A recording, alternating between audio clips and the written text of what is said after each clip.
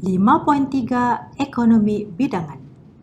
Di akhir pengajaran dan pembelajaran nanti, diharap para pelajar dapat mencapai objektif PDP berikut. Pelajar dapat mentakrif ekonomi bidangan dan tak ekonomi bidangan. Pelajar juga boleh mentakrif ekonomi bidangan dalaman dan tak ekonomi bidangan dalaman. Seterusnya, pelajar dapat menerangkan penentu ekonomi bidangan dalaman dan tak ekonomi bidangan dalaman.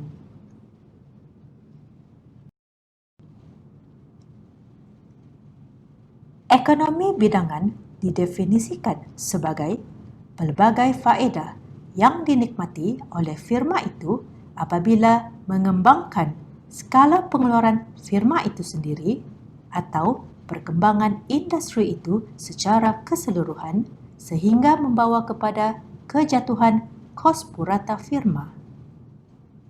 Ekonomi bidangan dibahagikan kepada ekonomi bidangan dalaman dan ekonomi bidangan luaran.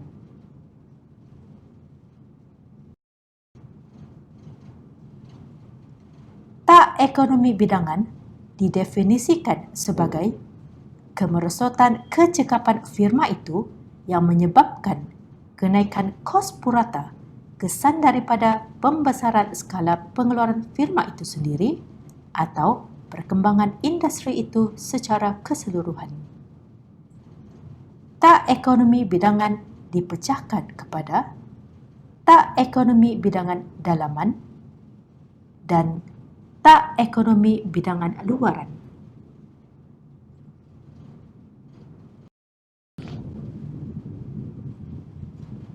Apa pula takrifan ekonomi bidangan dalaman dan tak ekonomi bidangan dalaman? Ekonomi bidangan dalaman ditakrifkan sebagai pelbagai faedah yang dinikmati firma itu apabila mengembangkan skala pengeluaran firma itu sendiri sehingga membawa kepada kejatuhan kos purata firma. Tak ekonomi bidangan dalaman pula ditakrifkan sebagai kemerosotan kecekapan firma itu yang menyebabkan kenaikan kos purata kesan daripada pengembangan skala pengeluaran firma itu sendiri.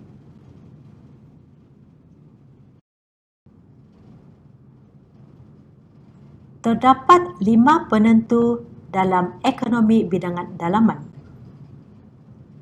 Pertama, ekonomi pengkhususan.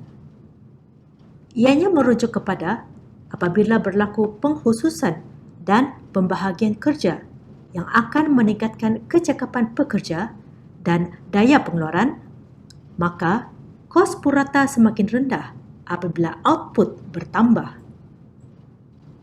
Penentu kedua adalah ekonomi pengurusan. Apabila firma yang besar mampu mengupah tenaga buruh mahir, maka kepakaran pengurus akan mampu melicinkan pentadbiran dan pengeluaran. Ini akan membantu merendahkan kos purata apabila kecekapan firma meningkat. Penentu ketiga pula adalah ekonomi kewangan. Jika firma mendapat pinjaman bank dengan kadar bunga yang rendah dan tempoh pembayaran balik pinjaman yang lebih panjang, maka kos pinjaman rendah memudahkan firma untuk menambahkan modal bagi meningkatkan keluaran. Ini sekaligus akan membantu merendahkan lagi kos purata.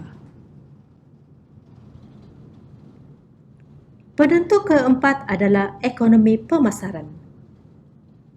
Apabila pengeluaran secara besar-besaran akan mendorong firma membeli bahan mentah secara pukal dengan harga yang lebih murah. Pasaran yang luas membolehkan firma menjalankan pengiklanan secara berkesan.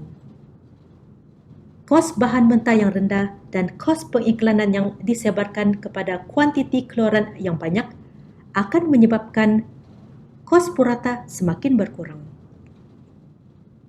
Penentu kelima adalah ekonomi teknikal.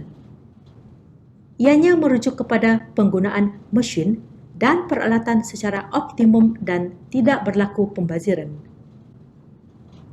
Apabila firma mampu membeli mesin yang lebih moden dan boleh meningkatkan daya pengeluaran dan menjimatkan kos, maka kos purata akan menjadi semakin rendah.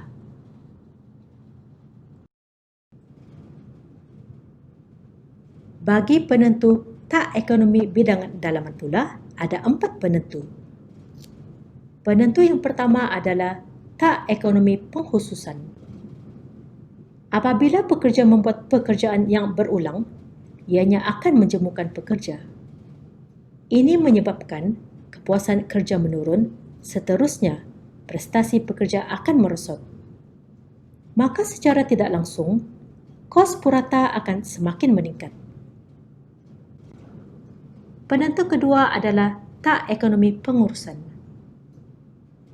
Seorang pengurus yang tidak berupaya mengawal kaki tangan yang terlalu ramai dan beban kerja pentadbiran yang bertambah akan menyebabkan kawalan ke atas firma tidak cekap. Ini akan menjejaskan kecekapan firma dan seterusnya, kos purata firma akan semakin meningkat. Penentu ketiga adalah tak ekonomi pemasaran.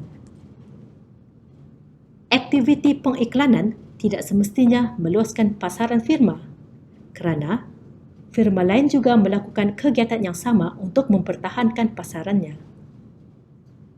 Kegagalan aktiviti pengiklanan untuk melariskan jualan akan menyebabkan kos purata firma semakin meningkat. Penentu tak ekonomi teknikal pula merujuk kepada masalah kerosakan atau kehausan yang berlaku apabila mesin terus digunakan untuk mengeluarkan keluaran yang banyak.